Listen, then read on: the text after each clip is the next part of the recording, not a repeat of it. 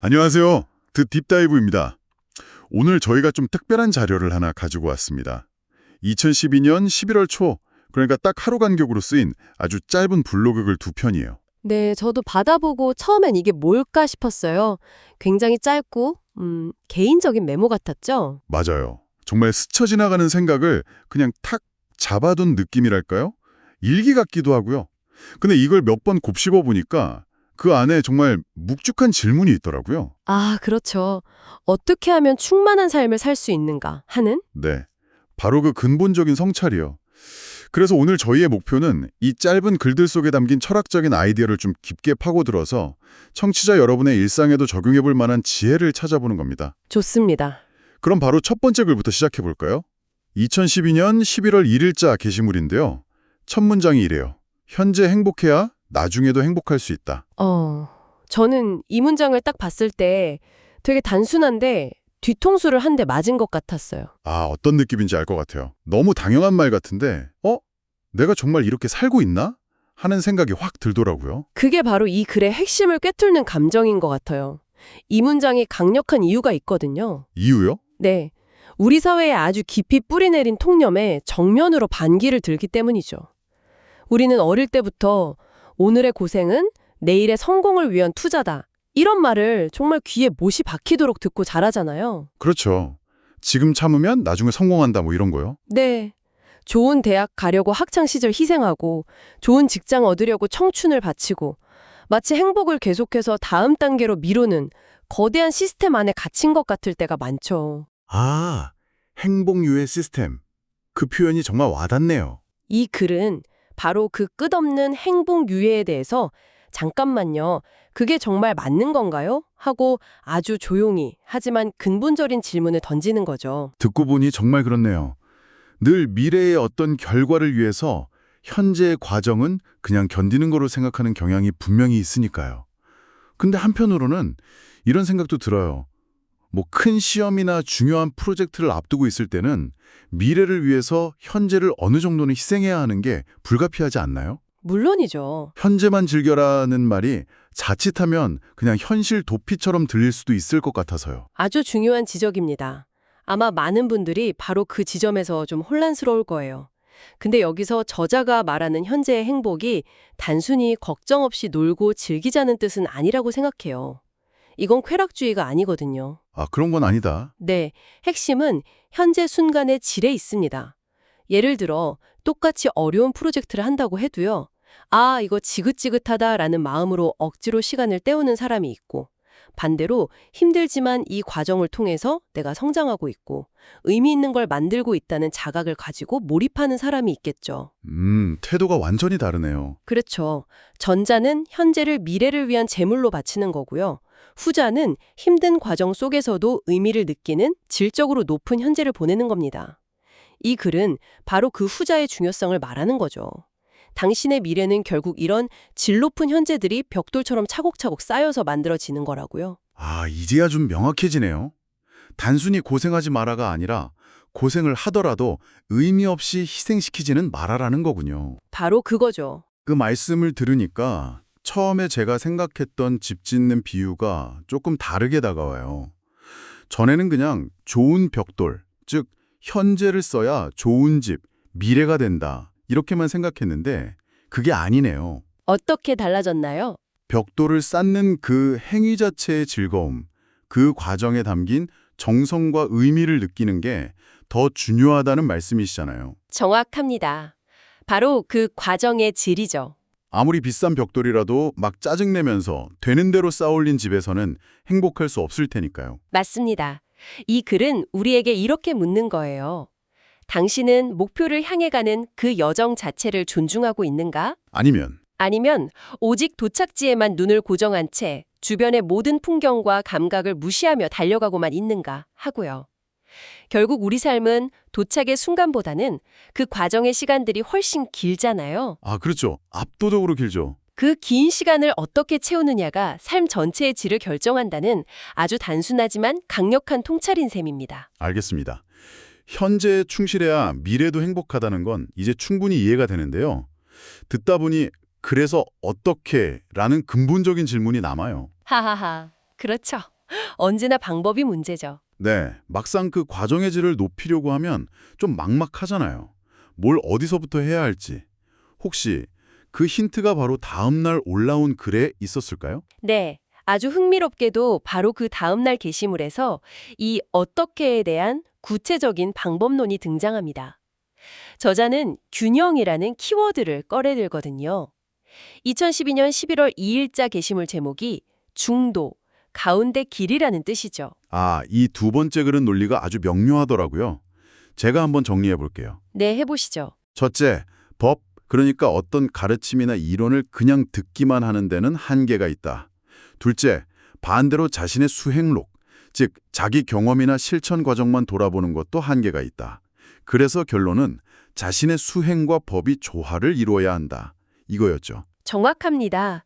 근데 여기서 법과 수행이라는 단어가 조금 낯설게 느껴질 수도 있을 것 같아요. 맞아요.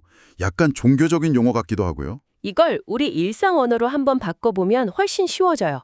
여기서 법은요, 무슨 거창한 가르침만을 뜻하는 게 아닙니다.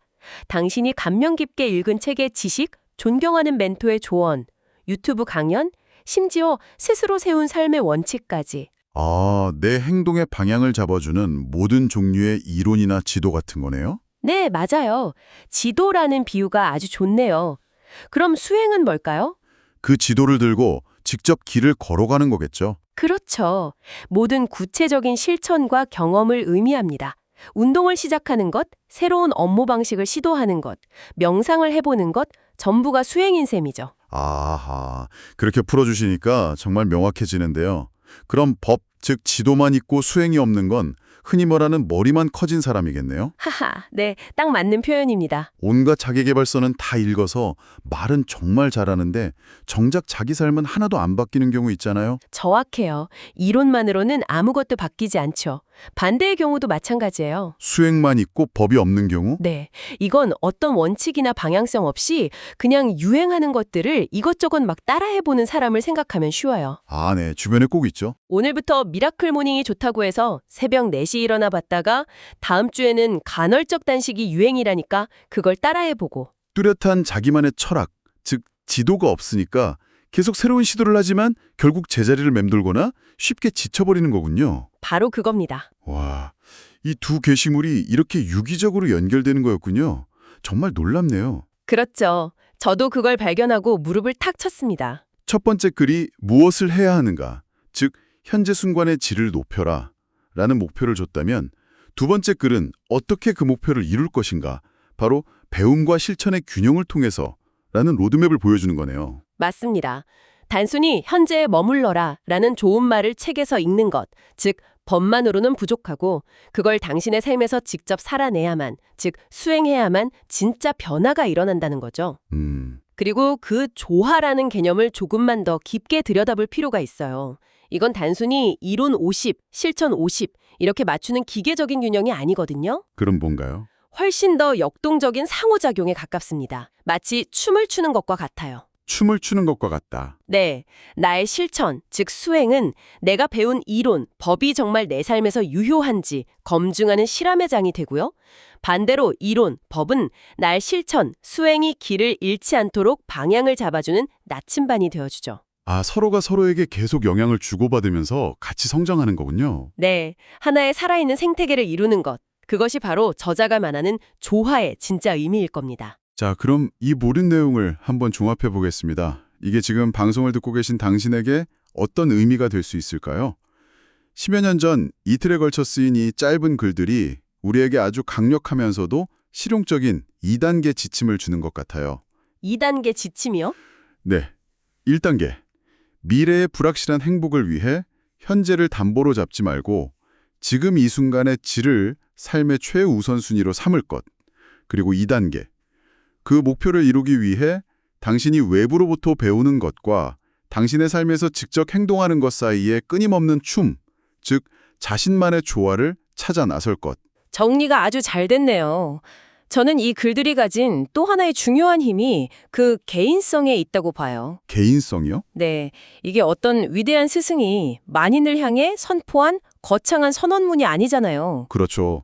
지극히 개인적인 기록이죠. 한 개인이 자기 삶 속에서 무언가를 깨닫고 스스로를 위해 정리한 사적인 성찰의 결과물이죠. 그렇기 때문에 이 제안들이 막 뜬구름 잡는 소리가 아니라 훨씬 더 현실적으로 또 실천 가능하게 다가오는 것 같아요.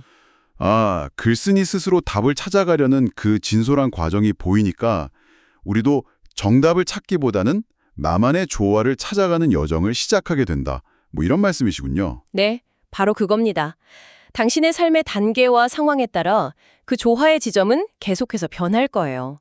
중요한 건 그 균형점을 찾아가려는 노력 그 자체일 테고요. 오늘 저희가 함께 파고든 내용을 마지막으로 한 번 더 요약해 보겠습니다. 당신의 미래는 지금 이 순간들이 모여 만들어집니다. 그러니 미래의 행복을 원한다면 현재 순간의 질을 높이는 데 집중해야 한다는 것.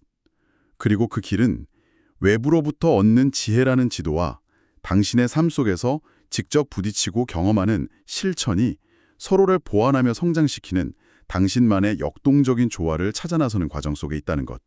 이것이 오늘 우리가 함께 탐구한 두 편의 짧은 글이 주는 깊은 울림입니다. 여기서 마지막으로 청취자 여러분이 스스로 더 깊이 생각해 볼 만한 질문 하나를 남겨드리고 싶습니다. 네, 어떤 질문인가요? 오늘 우리는 가르침과 수행의 조화, 그 아름다운 춤에 대해 이야기했잖아요. 하지만 만약 당신이 진리라고 믿고 배운 그 가르침과 당신의 실제 삶을 통해 얻은 뼈아픈 경험이 정면으로 충돌할 때는 어떻게 해야 할까요?